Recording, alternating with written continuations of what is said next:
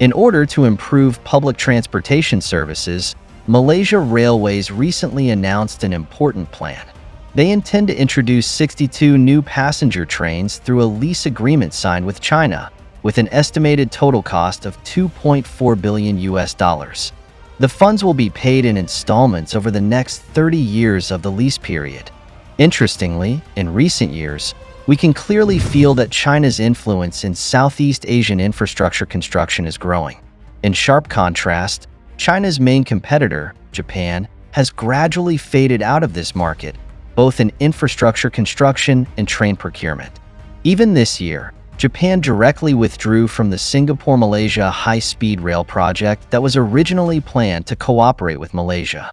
So why did Malaysia finally choose Chinese trains?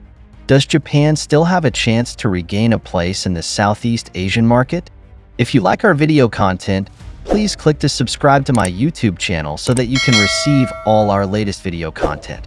Now, let's get into today's topic.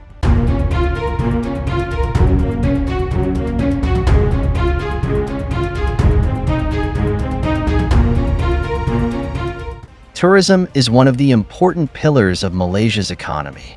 According to official data, tourism is Malaysia's third-largest economic pillar, second only to the electronics industry and oil and gas industry. Moreover, it is the country's second-largest source of foreign exchange income, even exceeding the foreign exchange income brought by oil and gas. According to statistics, Malaysia's tourism industry has created more than 3.6 million jobs directly and indirectly. At one point, tourism contributed as much as 30% to the country's GDP, and tourism-related jobs accounted for more than 24% of Malaysia's total employment.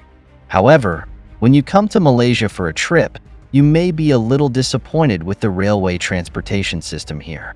The total length of Malaysia's railways is only 1,811 kilometers, and most of the railway facilities were built in the last century. Over time, these facilities have gradually aged and the maintenance costs have become increasingly high. What's worse, these old railway facilities limit the speed of trains, causing trains to be late and delayed frequently. This not only brings a lot of trouble to the daily travel of local residents, but also has a significant negative impact on the economy and tourism industry. The Malaysian Ministry of Transport recently revealed that the total number of passenger trains in use in the country is only 68 sets. If measures are not taken quickly, this may lead to further deterioration of the service quality of the National Railway Company.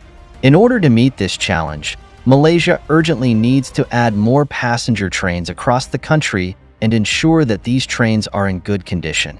However, Malaysia has encountered two major difficulties in achieving this goal: insufficient technology and lack of funds. In order to promote this plan, Malaysian Prime Minister Anwar announced the launch of a new passenger train project in 2024. According to the information released, this project will select partners through public bidding. As one of the countries with the most developed railway network in the world, China quickly expressed its willingness to cooperate and expressed its hope to participate in this project. In fact, as early as 2015, China's CRRC Corporation established its first overseas manufacturing base in Malaysia, making Malaysia the first country in the ASEAN region to have the ability to manufacture rail transportation equipment. Since CRRC Corporation Limited went into production in Malaysia, 90% of Malaysia's trains are made in China. Whether in terms of technology or operating income, CRRC Corporation Limited is the leader in the global railway industry. It is for this reason that Malaysia decided to sign a $2.4 billion lease agreement with China to introduce a batch of new passenger trains for the National Railway Company. Under the cooperation agreement, the Malaysian government plans to purchase 62 new passenger trains in the first phase from 2024 to 2027, with an estimated total cost of RM 10.7 billion, or about $2.4 billion. The funds will be repaid in installments over a 30-year lease period. It is said that these new trains will include 36 3-section electric multiple units, 12 6-section electric multiple units, and 14 6-section diesel multiple units.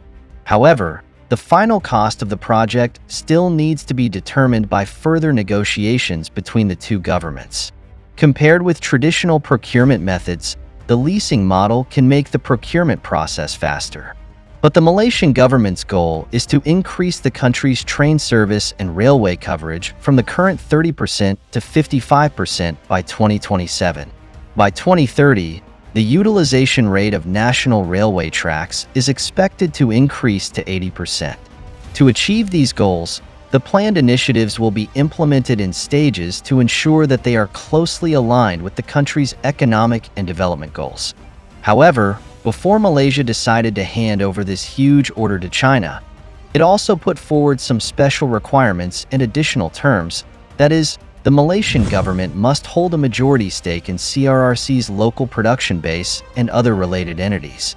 In addition, the supplier company also needs to meet at least 40% of the localization requirements, including specific conditions such as technology transfer and participation of Malaysian talents.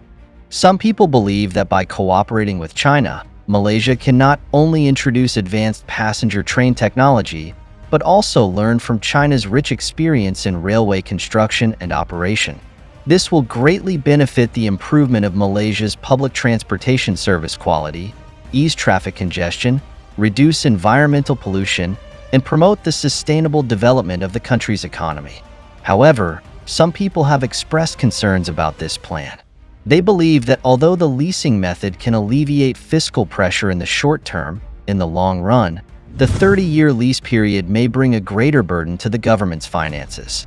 In addition to questioning the project, some Malaysian people are also dissatisfied with the government's choice. They asked why not choose Japan. Perhaps there would be no such fiscal burden. But are things really as they think? We all know that Japan is the birthplace of the world's first high-speed railway. As early as 1964, they successfully developed the Shinkansen system, which was once hailed as an industry miracle. Since then, Japan's Shinkansen high-speed railway has occupied an important position in the global railway market with its excellent performance and outstanding safety record.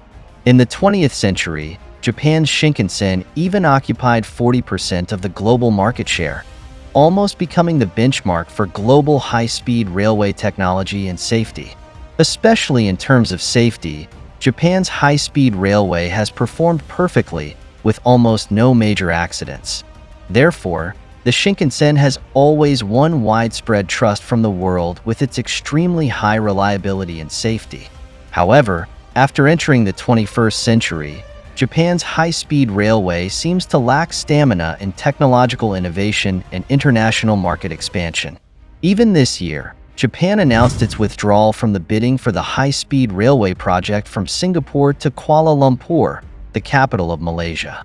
As far as I know, the total length of the Kuala Lumpur high-speed railway project is expected to be 350 kilometers. This project has been negotiated by Singapore and Malaysia since 2013. Once completed, this railway will become an important transportation hub in Southeast Asia, and the driving time between the two places will be shortened to only 90 minutes. However, despite 11 years of talks, the project has not yet started. It is said that Japan and China have been competing for this project with a clear goal: to expand their respective influence through infrastructure construction. However, surprisingly, after investing a lot of energy and resources, Japan suddenly announced its withdrawal from the bidding for the Singapore-Kuala Lumpur high-speed rail project. According to the Japan Railway Company, the Malaysian government plans to reduce its funding and participation in the project, which makes the Japanese side worry that the funds for the project may not be able to support completion. In short, there is a risk of unfinished work. Of course, Japan's other high-speed rail projects in Southeast Asia have also encountered a lot of trouble. Take Vietnam's North-South high-speed rail project, for example. 16 years ago, Japan confidently participated in the bidding and successfully won the construction rights. However, in the process of project planning, they encountered many problems, resulting in not only a significant delay, but also a cost exceeding the budget. Up to now, the progress of the project is still slow, and even the official start of construction has not been realized. This made the Vietnamese government quite dissatisfied and directly criticized Japan's performance. Under such circumstances, there are more and more ironies and complaints about Japan's construction of Vietnam's high-speed rail project. Many people began to question Japan's ability. Perhaps no one dared to trust Japan easily, whether it was buying trains or building high-speed rail. In contrast, China has made remarkable achievements in the field of high-speed rail, such as the China-Laos Railway and Indonesia's Jakarta-Bandung high-speed rail. At the same time, the China-Thailand Railway plan is also accelerating, and Vietnam has also restarted the North-South high-speed rail plan and may hand over this project to China for construction. We can see that with advanced technology, efficient operation, and competitive prices, China's high-speed rail has won the favor of more and more countries around the world. From Southeast Asia to Africa, from Europe to America, China's high-speed rail footprints are all over the world, becoming China's shining business card in the international market. So, do you think Malaysia is right to choose China? To not miss out on our future projects and news updates, please make sure you subscribe to our channel and turn on notifications. We will continue to provide you with more exciting and interesting content.